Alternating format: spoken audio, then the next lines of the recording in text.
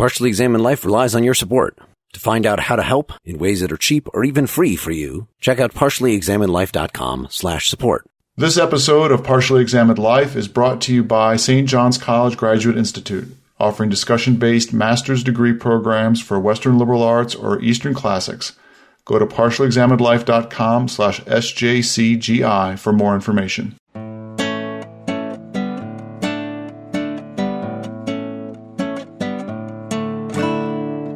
You're listening to The Partially Examined Life, a podcast by some guys who at one point set on doing philosophy for a living but then thought better of it. Our question for episode 213 is something like, what is wisdom? And we read the first two books of Friedrich Nietzsche's Thus Spoke Zarathustra, originally published in 1883. For more information and a link to the text, please visit partiallyexaminedlife.com. This is Mark Linsenmeyer coming to you in the morning zoo with my pals Eagleman and the Snake in Madison, Wisconsin. Oh, you practiced that one. This is Seth Paskin, trying to understand if he's willing to truth or to power in Austin, Texas. This is Wes Alwyn, trying to be your best frenemy in Cambridge, Massachusetts. This is Dylan Casey, dodging the adder's bite in Madison, Wisconsin. At last, we have reached this text, which many would think we would have done years ago. But for me, this was never the most straightforward or therefore enlightening of his texts. There always seemed to be something else that was better to do than this one. I had never read it and had always wanted to, and then I wasn't sure that I did. I feel exactly like Dylan.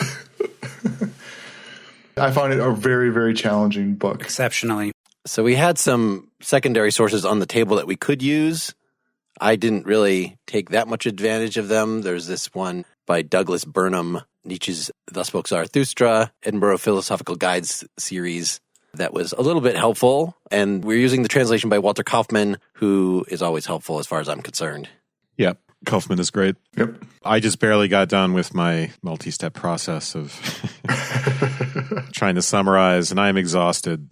You're going to have to write your own book called The All-One Method. Probably the most inefficient, exhausting way of doing things, but You should have a bunch of disciples following you around, Wes. Yeah, we should describe for the folks what this involved. I read the text and, underlining and doing all that, and then I reread it while taking notes. From my notes, I try to construct a summary in my own words, and then from that, I might try to construct higher level summaries. I will say I have a lot of these for podcasts we've done going way, way back, and it's very, very useful when you want to review or when you want to use something for writing, but it's very, very inefficient. And I find it very good for actually achieving a certain level of comprehension. It's just very time consuming. We should also mention that was Wes's birthday this weekend. Zarathustra gave you the gift of his wisdom.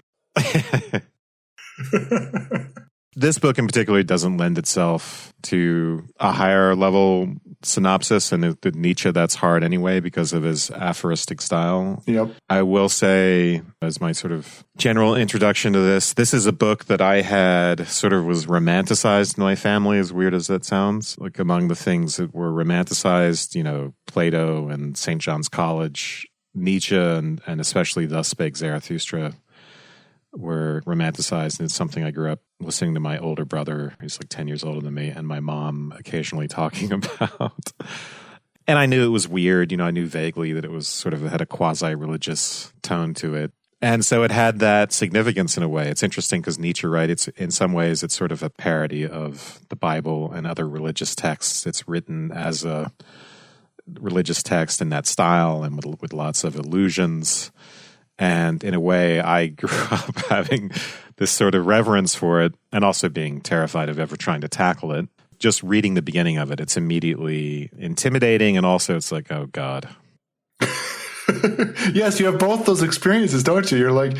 Tightrope walker and the symbolism. Like, I'm not interested in allegory. But as you get into it, it becomes pretty much the Nietzsche that you're used to, plus the additive of the sort of manic religious stuff, but still the same sort of aphoristic stuff is going on, and it's great. And if you can just relate it back to other stuff you've read in Nietzsche, then you can make sense of it. So I was pleasantly surprised by how interpretable it ended up being.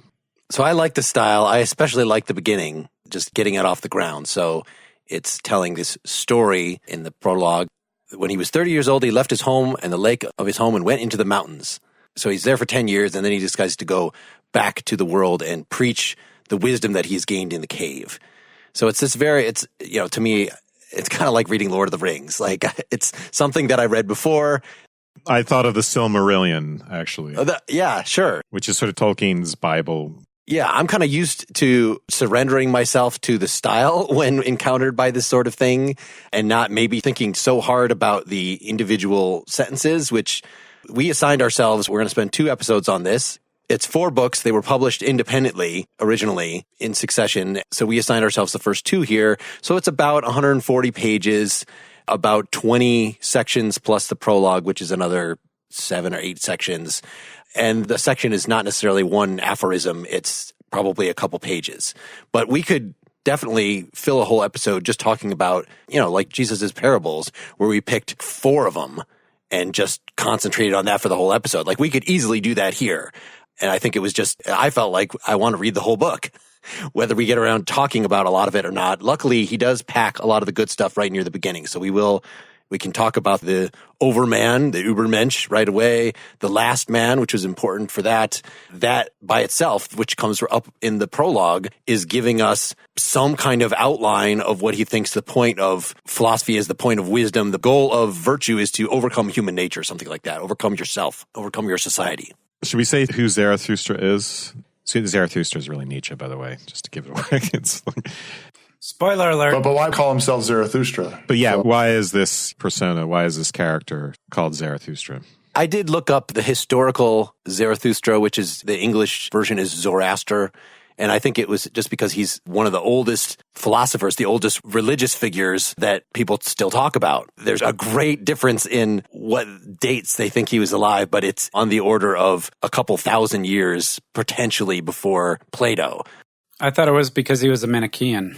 Yes, so that's as the maybe inventor of religion. He was in Iran, the inventor of the thing that eventually evolved into biblical religion and Platonism and European culture and philosophy. He was the one that came up with the idea, according to something Nietzsche wrote somewhere, that good and evil are written into nature. So I guess Nietzsche thought that since he was the guy that came up with that tremendous mistake, he should be the guy who would be wise enough to figure it out and fix it in his later teachings to get us back to an earthly existence that is more honest. Yeah, apparently Nietzsche had a friend who was a Persian studies scholar, I think. I'm remembering this vaguely from one of the secondary sources. And he also was a fan of Ralph Waldo Emerson. And in his edition of the German translation of Emerson's essays, there's an essay called The Oversoul.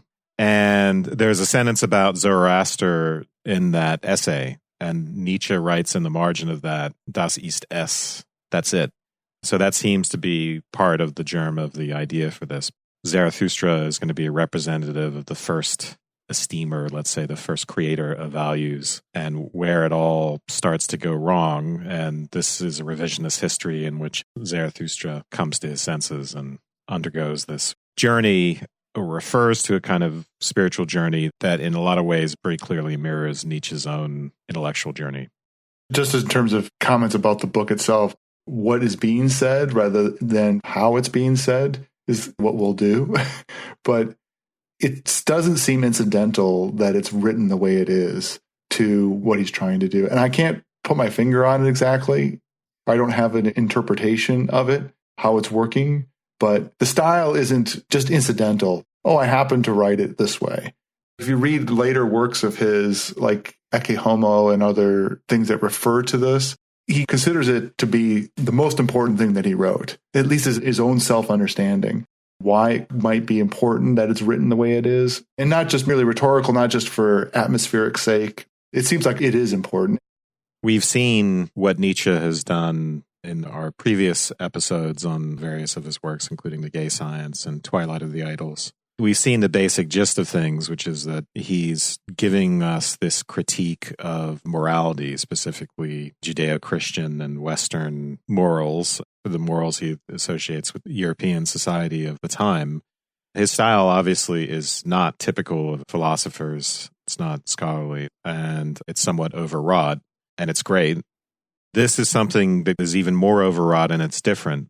It's not just critique. I mean, a lot of what's in here is just a repetition of the critiques that he's given that we've read before in a different way.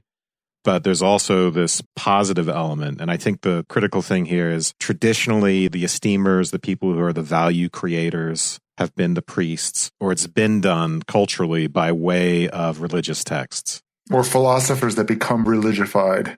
The Platonists, right? I mean, yeah, the value creation is everywhere. It's not just in religion, but the paradigmatic, most powerful case is the case of the religious text, in the same way that he's taking Zarathustra as this proto-value creator as the original. And so, yeah, it makes sense that if he's going to do a allegorical or fictional project, which he's advocating value creation, ultimately, it makes sense to do it as a religious text. In that act of value creation, there's something about it that doesn't admit of a treatise, both in rhetorical effect or in instantiation. It's like trying to talk about why Plato wrote in dialogues. It's not incidental, but it's also hard to articulate. Yeah, I was trying to look at that in particular in the stylistic aspects and the fact that he not only says things, but he says them often to an audience, and you can see how the audience reacts. And sometimes Zarathustra kind of rethinks what he was saying based on the way the audience reacts, or changes his views through the book a little bit, not just because what he says here is inconsistent with what he says later, but he specifically says, like, okay, now I'm going to go and preach to the people. I love the people. Oh, now I'm kind of tired of myself. He has these self-descriptions. I was trying not to just see this as a literary version of what I've read elsewhere, although a lot of that is that. But the basic new element that I saw here is this detailed picture of the journey of the spirit, which is certainly related to the journey toward the Overman, overcoming yourself. But just as a philosopher, your patterns of energy, what energy you get out of other people you're talking to versus when you have to go be by yourself, how you overcome yourself, how you want your followers to react to you, just all these dynamics of being a philosopher and being ensconced in your own thoughts and how that carries forward over time. Zarathustra is changing, actually, from book to book. He's on a journey in the story that's worth paying attention to. The thing that I feel like Dylan can't quite put his finger on, and that I didn't feel was sufficiently addressed in the Kaufman attempt to systematize Nietzsche via Zarathustra, or the will to power anyway, is the idea of creativity. So the will to power ultimately is an act of creativity, as opposed to the will to truth, many other expressions of the will, which are reactive. And Zarathustra represents an artistic creation, more so than anything else he did, which is reacting to and commenting. What's desperately needed is an annotated version of this that explains when he says, like, of the sages, of the truth seekers, of the priests who he's talking about. He, I think, thought this was his most important work because it was his most creative. And there's a sense in which when you get to the end of the second book and Zarathustra lays down his wand and gives in. He's a wizard. His staff, whatever, his staff. The point is he throws in the towel and says, I just wasn't up to the task. I think it's a reflection on Nietzsche thinking, I wasn't up to the task of creating the way I needed to create. I couldn't create values. I could only will to truth or whatever. But all right, let's get started. Should we start from the beginning? Yeah, I think it's important to keep in mind will to power means a lot of things because it's at the basis of everything for him psychologically. But the sense that he wants to endorse ultimately is one associated with what we saw in Twilight of the Idols as spiritualization of instinct, right? Not just to repress instincts, but to give them their due and to actually incorporate them into the spiritual, not to create this opposition between the spiritual and the instinctual or the bodily. I think of that as sublimation, which is ultimately this creative act. Although in this case, it's not just any sort of artistic activity, although in a more mundane sense, it could be that, but it is value creation and self-creation, creation of one's own particular virtues, for instance. Some of that should emerge in more detail as we read this. This is his creative project, and he's talking about the dynamics of creativity. Don't you feel like he was also chiefly talking about the producing of this book, of this character, lauding himself or his failures as he's going? It seemed extremely self-referential in that sense to me. He starts out talking about Zarathustra going under, having to come down from the mountain to share his wisdom after being overfull with that. Have returned to the cave, Going down to the Piraeus. Yeah, exactly. You can see Nietzsche thinking about himself autobiographically. It's so thin.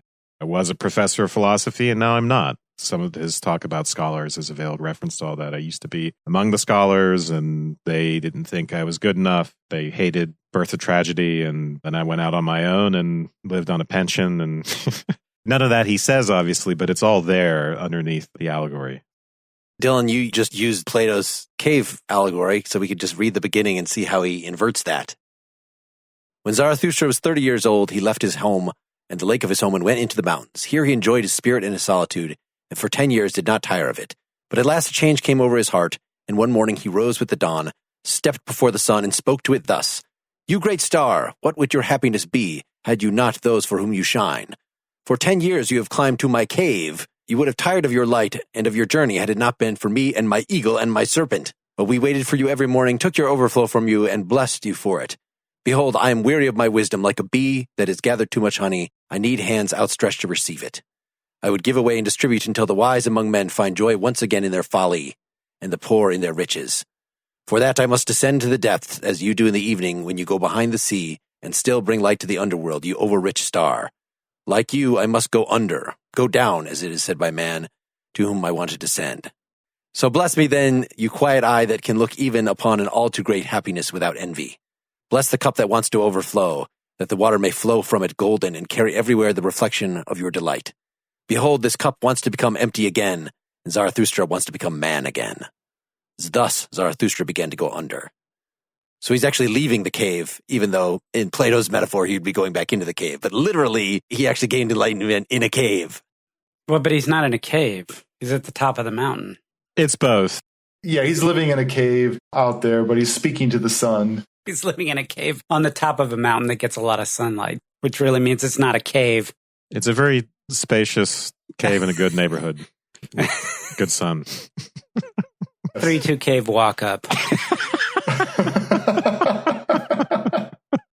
And we also get the picture there of what virtue is about for him in some ways is overfullness. That is forever. If you're wondering like, oh, is Ayn Rand right? Is it about selfishness or something? Well, sort of. He talks about this specifically later, but it's a special kind of selfishness. It is overfullness that then enables you to give and give and give. And in fact, of relief to give and give and give. So it's neither pure selfishness, but neither is it pure altruism. Like you're not just giving until you're an empty husk. You're giving out of your fullness. And that's how wisdom and joy and all that should work, ideally. Hopefully you're healthy enough to pull that off. That's the trick. But you're a continual source in that respect. You're a continual fountain of spirit.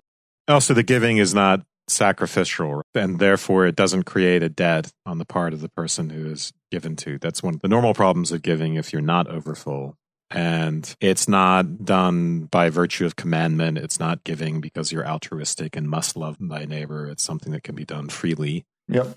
That's the importance of this overfullness, having something that is just you're going to naturally want to share.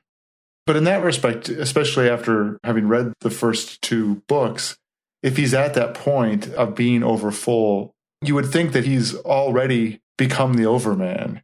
And why would he need to go descend again? Well, he hasn't overcome. He has wisdom. He's overfull, but he hasn't overcome. Let's not overlook the metaphors. He's up on the mountain in solitude, isolated, ascetic, and he needs hands outstretched to receive the wisdom. The solitary, the few who are willing to brave the privation in order to be able to inform the many. Already in here is inherent the power dynamic of the ascetic or the spiritual, the prophetic, and this notion that he's going to very explicitly talk about later of the many, the unwashed. Great souls. And there's great souls, and then there's the rest of us who are just desperate, looking around for somebody to just shower me in their overfullness. Wow. Sorry.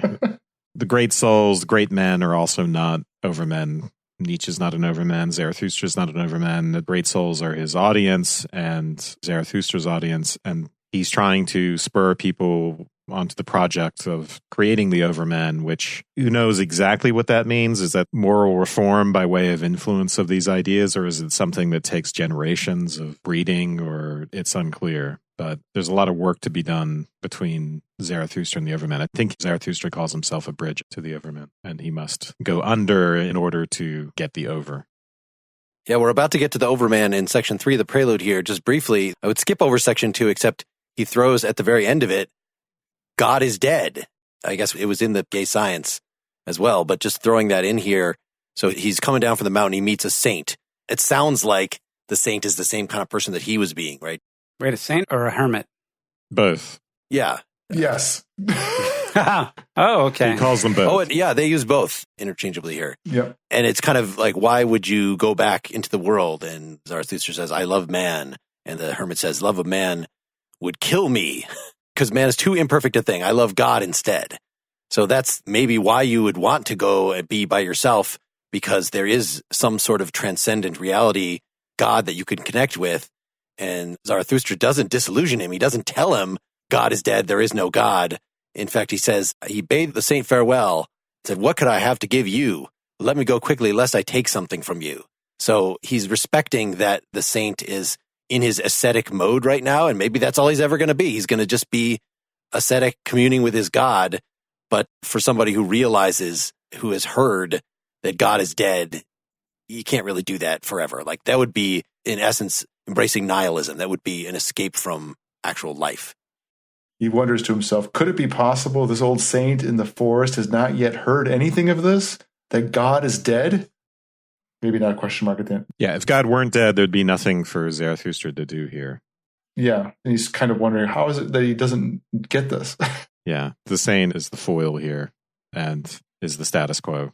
And having dropped that, he doesn't then, in the next section, elaborate why God is dead or what that means that God is dead. Like, I know he's kind of referencing something that's in a previous book, but that's not the point here.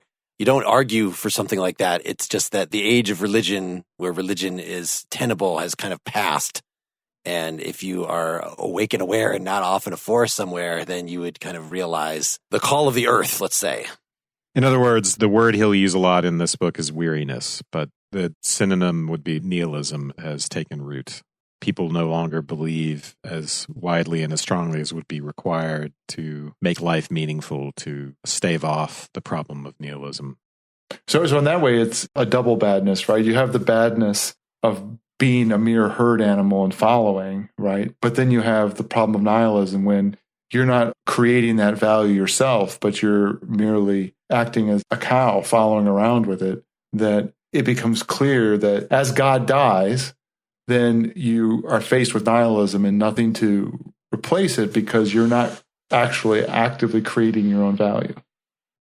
Well, I think there's also something even less abstruse at work at this. In that same section, he says, "And what is the saint doing in the forest?" asked Zarathustra. The saint answered, "I make songs and sing them. And when I make songs, I laugh, I cry, and I hum. Thus I praise God. With singing, crying, laughing, and humming, I praise the God who is my God. But what do you bring us as a gift?" Then Zarathustra, when he had heard these words, bade the saint farewell and said, "What could I have to give you? But let me go quickly, lest I take something from you." The idea that if God had not died, then the saint would not be in the forest. The saint would be bringing the good word to the people. Although he lionizes the aesthetic, and it's just one of the many things that's frustrating and infuriating about this text, he goes from one to the other in terms of his valuation of things. Sorry, were you trying to say aesthetic or ascetic? I'm just trying to understand. Is he lionizing the ascetic here, or is he lionizing the aesthetic, the singing? The ascetic. With a C. Sorry, did I misspeak? Yeah, but he does both, so it's worth both. I'm focusing on the idea of asceticism, where the saint is in the forest. Instead of bringing the word of God to man, instead of bringing the good word and trying to change people's souls, he's lionizing God at man's expense, is an indication that God is dead. That's why Zarathustra says, "Oh God." Sorry, that pun was not intended. It's like, oh man, I got to get out of here. Jesus, is this good? Yeah. I got to get out of here because... It's the Mel Brooks version of... Yeah. Stand-up philosopher. Let's stop for a minute and talk about our sponsors. If you like the Partially Examined Life, I want to tell you about another great philosophy podcast out there called Hi-Fi Nation. Hi-Fi Nation is the first and only podcast that weaves philosophy with narrative journalism. In each episode, philosopher Barry Lamb of Vassar College finds an interesting philosophical story from contemporary life, law, science, or public policy, and proceeds to talk to philosophers who've written about the question. The very first episode is about the Hershey chocolate fortune and how it shows the value we place on the wishes of the dead. There are episodes about morality and laws of war connecting with the experiences of veterans of Iraq and Afghanistan. There are episodes about the philosophy of music, taking examples from contemporary pop music. There's even an episode about the possibility of the afterlife and theories of personal identity. Every episode follows a story, then turns that story into a philosophical idea. Hi-Fi Nation has just completed 2 full seasons with 20 episodes to listen to. The show is exquisitely produced and received high praise at The Guardian, Slate, IndieWire, and more. Go subscribe now to Hi-Fi Nation on iTunes, Google Play, Spotify, or wherever you get your podcasts. This episode of The Partially Examined Life is brought to you by the St. John's College Graduate Institute. The Graduate Institute is the master's degree granting arm of St. John's College in Santa Fe, New Mexico, and Annapolis, Maryland. The Graduate Institute offers 3 distinct degrees: a Master of Arts in Liberal Arts offered on both campuses, a Master of Arts in Eastern Classics offered in Santa Fe, and a Liberal Arts Education Certificate offered in Annapolis. The Graduate Institute in both campuses have a summer term. Students can get their master's degrees in 4 summers or continue their studies in the fall and spring. Completing a degree in 4 summers is especially convenient for teachers and retirees. If time is a factor, the fastest way to complete a degree is to begin in summer and continue on for 4 semesters. You can have a degree in hand by August of the following year. Generous financial aid is available. The Graduate Institute is dedicated to the thoughtful reading of and serious conversation about the greatest books ever written and attracts a community who are passionate about the life of the mind. All classes at the St. John's College Graduate Institute are, like PEL episodes, discussions. The books are the teachers, and the faculty members are tutors who come together to learn as well. The Graduate Institute is currently accepting applications for the summer of 2019 and subsequent terms. Applications are accepted and decisions are made at any time on a rolling basis. There's no application fee, and the only requirement is a bachelor's degree in any field at all. If you are a PEL citizen, fan, or even a casual listener with an interest in joining other like-minded individuals in a more formal, intimate setting to engage in the serious contemplation of great works of literature, philosophy, history, theology, mathematics, and science, check out the St. John's College Graduate Institute. For more information, visit partiallyexaminedlife.com/SJCGI. That's partiallyexaminedlife.com/SJCGI. All right, back to the show. Somebody else want to read the Overman parts of section 3 here? Okay. When Zarathustra came into the next town, which lies on the edge of the forest, he found many people gathered together in the marketplace, for it had been promised that there would be a tightrope walker. And Zarathustra spoke thus to the people: I teach you the Overman. Man is something that shall be overcome. What have you done to overcome him? All beings so far have created something beyond themselves. And do you want to be the ebb of this great flood and even go back to the beasts rather than overcome men? What is the ape to man? A laughing stock or a painful embarrassment? And man shall be just that for the Overman, a laughing stock or a painful embarrassment. The next sentence is great. Keep going a little more. All right. You have made your way from worm to man, and much in you is still worm. Once you were apes, and even now, too, man is more ape than any ape. Behold, I teach you the Overman. The Overman is the meaning of the earth. Let your will say, the Overman shall be the meaning of the earth. I beseech you, my brothers, remain faithful to the earth, and do not believe those who speak to you of otherworldly hopes.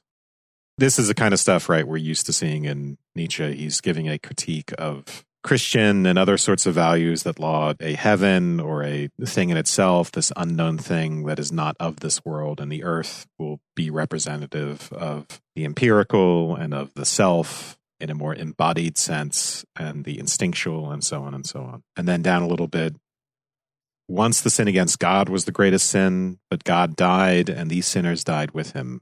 To sin against the earth is now the most dreadful thing, and to esteem the entrails of the unknowable higher than the meaning of the earth.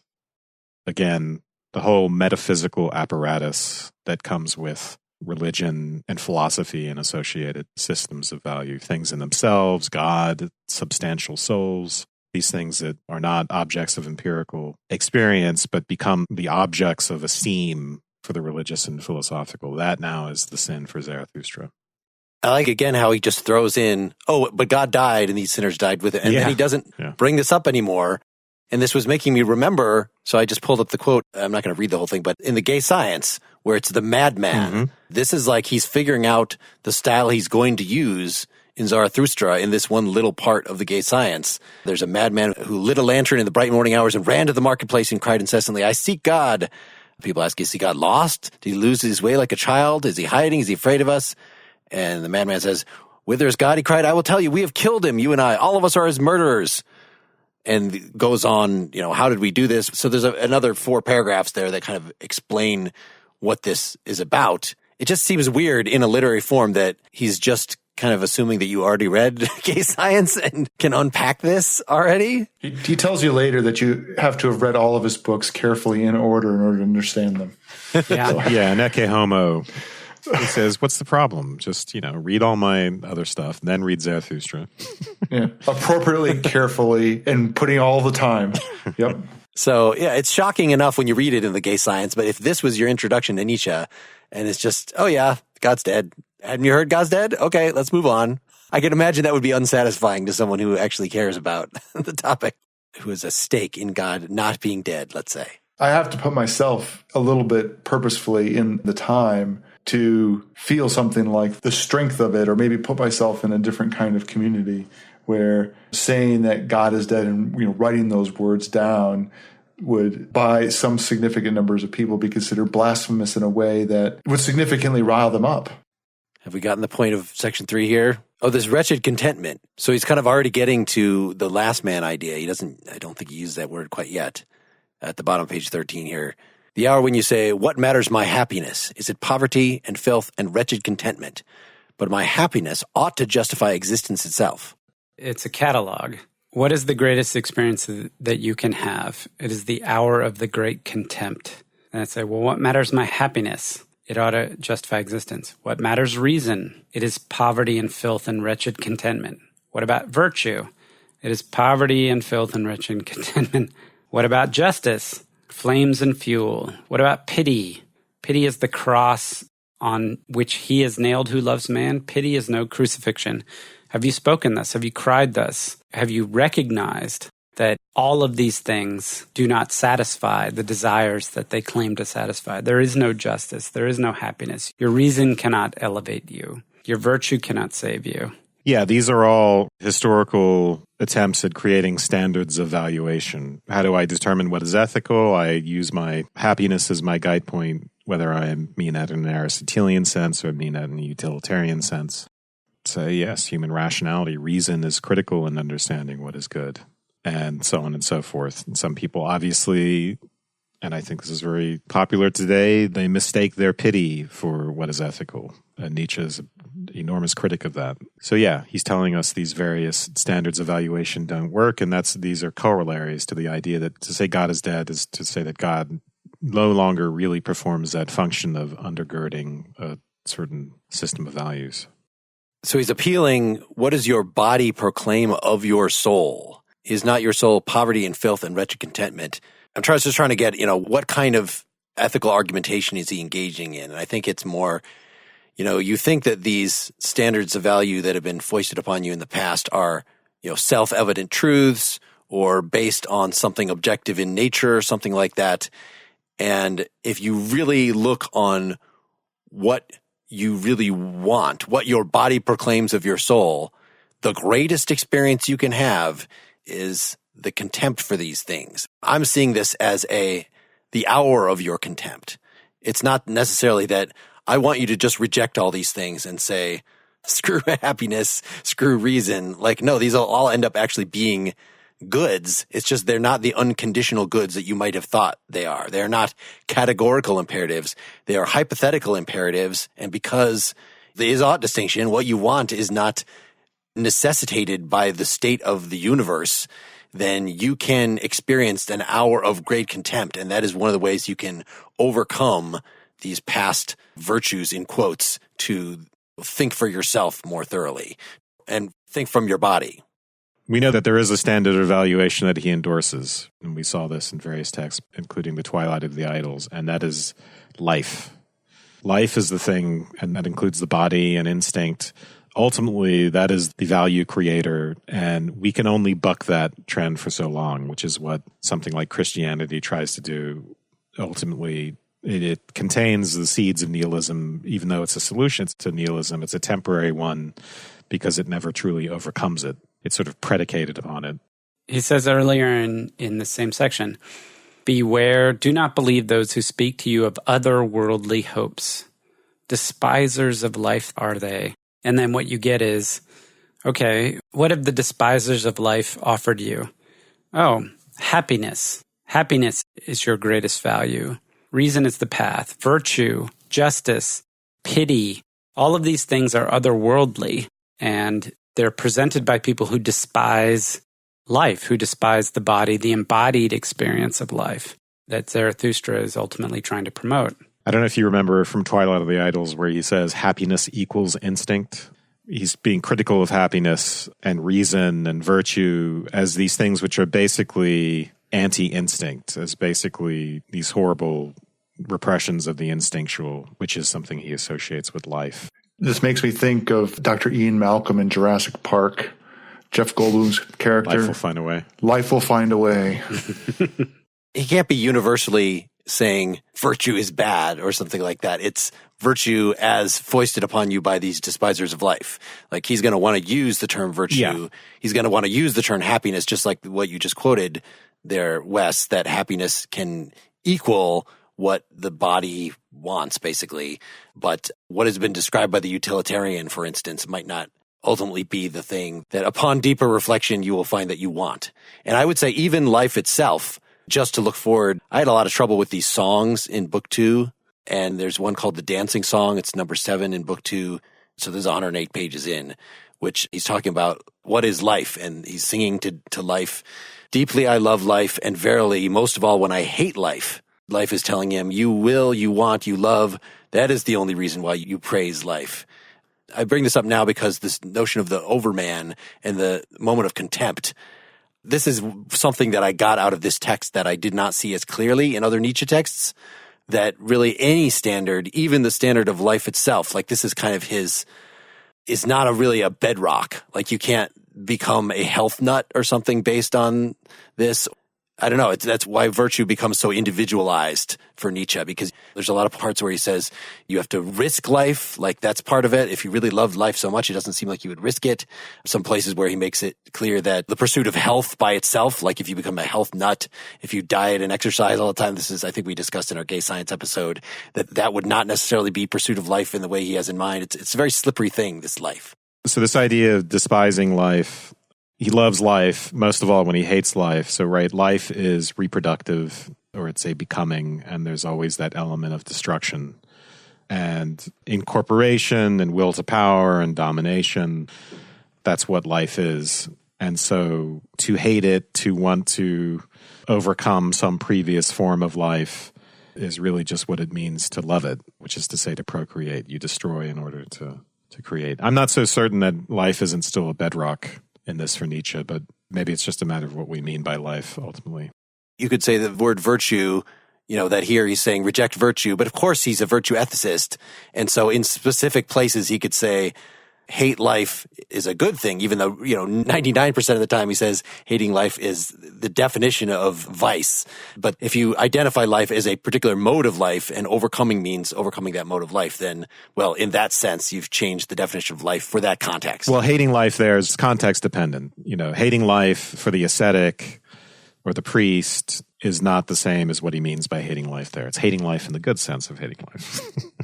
You have to hold in the idea of life with living as an activity. When we were using words like becoming or overcoming, of progression, of growing, and Wes said procreating, you have to hold that in when you say life is the bedrock, is the value creator.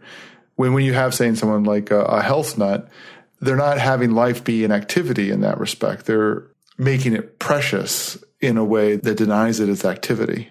Put it in a gilded cage kind of thing. He will say that despisers of the body despise it out of too much respect for the body. The idea is that the despising of the body, that valuation actually ultimately comes from the body, as everything comes from the body. And so paradoxically, it's a sign of respect for the body, but too much respect in the sense that it collapses back into the body. It doesn't go higher, to use a metaphor that he often uses. It doesn't create beyond itself. And if you don't create beyond yourself, you want to go under.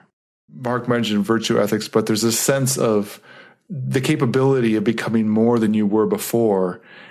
This is sort of a trivial example, but of just training, right? You're hating life in the sense that it's a struggle to be at your limit, to be pushing as hard as you can in whatever activity you're doing.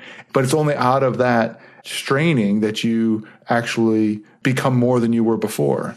The next two sections here in the prologue are going to lay that out. On section 4, this is like his version of, well, Burnham, the secondary source, was saying this is his version of the Sermon on the Mount. It's a list of, I love those who blah, blah, blah. I love him who makes his virtue his addiction. I love him who does not want to have too many virtues. I love him whose soul squanders itself. Blessed are the cheesemakers. But set it up at the beginning, this idea, because we said earlier that Zarathustra was in between as well. So Zarathustra, however, beheld the people and was amazed, and he spoke thus: Man is a rope tied between beast and overman, a rope over an abyss, a dangerous across, a dangerous on the way, a dangerous looking back, a dangerous shuddering and stopping. What is great in man is that he is a bridge and not an end. What can be loved in man is that he is an overture and a going under. And it seems like this list is not outlining what the Ubermensch is. It's outlining people who are making some step in the right direction. I love those who do not know how to live except by going under, for they are those who cross over. I love the great despisers because they are the great reverers and arrows of longing for the other shore. Everywhere else in here, he does not like despisers. Being a despiser of life is, again, one of the chief errors here. But if you're a despiser, that means at least there's some form of life that you are pushing forward and overcoming or wanting to overcome. And maybe the error is that you then just stay a despiser, that you need to get moving. You need to have the hour of your despising and then get past it. Do we have an idea of what going under? I was just going to ask that. What do we think that going under is so far? Yeah, he talks about a lot about sacrifice in here. I love him whose soul squanders itself, who wants no thanks and returns none, for he always gives away and does not want to preserve himself. It says at the very beginning that he's up in his mountain and he decides, I need to give my wisdom to the people, and he goes under. It's somehow giving out of your fullness, lowering yourself to actual social interaction. It seems like it's an abstraction of a bunch of different things count as going under. Like, that's one of them. But what do you think? I think, everything you said is right. I feel like I still don't fully grasp all of the connotations. There's something about the sacrifice of the current iteration of humanity and on behalf of the next iteration. The one thing about having a set of Judeo-Christian values or being a serious philosophical scholar or something like that, you have something that gives meaning to your life and you cling to that. That is you not creating room for the next step. You are basically an impediment. And to go under is to realize that you have to give all of that up, even if you don't really, for you yourself, have a way of defining something meaningful that makes life worth living, except that you are making way for the next iteration of humanity, making way for the Overman. The Overman becomes the meaning of life, so to speak, not God, not this or that. And in that sense, you sacrifice yourself. You can't get the same sort of satisfaction from the idea of the Overman, I think, that you would get from, or wretched contentment, as he calls it, that you would get from religion or something more static like that. Trying to get back to my kind of intro point, that it's because those things are given to you. You're not creating something for yourself. It's more complicated, obviously, in the sense that you may reject the things that are given, but not be able to create something out of yourself. But ultimately, that's why I think this notion of value creation, and with the emphasis on creation, not on value, is what's really important. The going under, to me, is related to that I thought of going under as a kind of submission where you would be giving up the cover, the structure, as Wes was talking about it, say, of a Judeo-Christian world, submitting yourself to the world itself and the environment as a kind of source, and then that is being a environment, a place where you can be a value creator.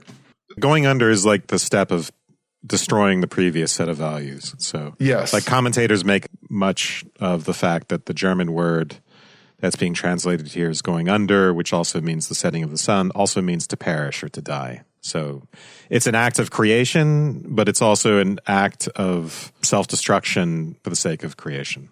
Yeah, so that's a little different than what I was describing, right? What I was describing is the kind of submission would come after that kind of thing, right? If going under is that act of destruction that is at least concurrent, if not actually preceding the act of creation, that makes more sense. What's the metaphor here? I mean, if we're going to take Nietzsche seriously in his aphoristic style in this book, the notion of going under what?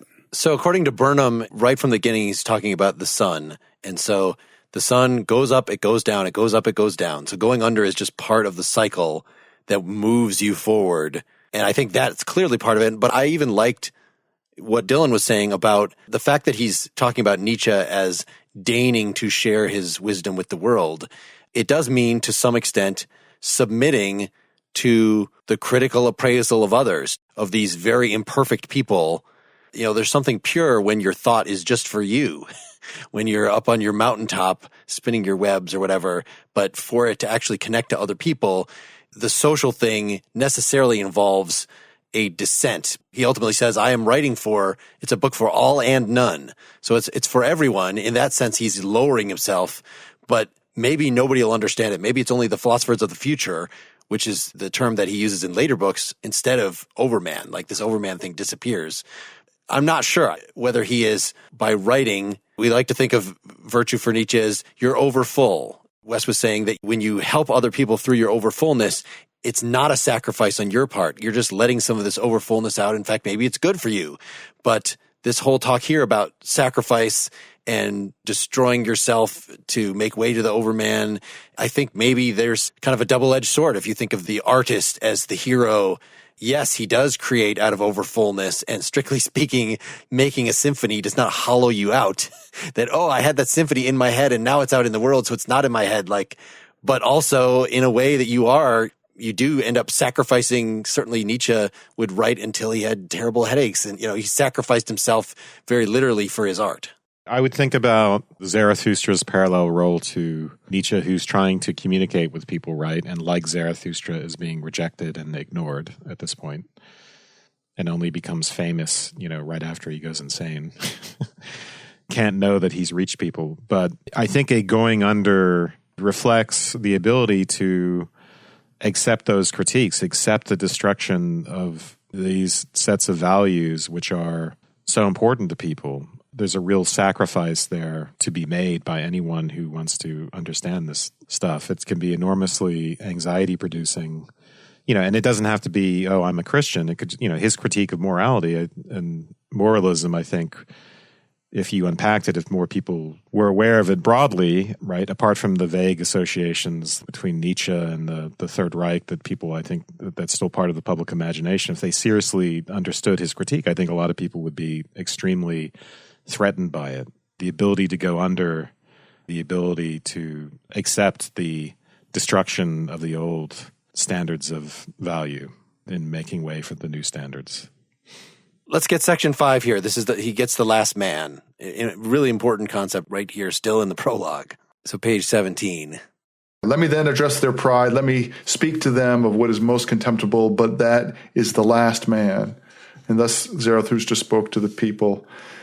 The time has come for man to set himself a goal. The time has come for man to plant the seed of his highest hope. His soil is still rich enough, but one day this soil will be poor and domesticated, and no tall tree will be able to grow in it.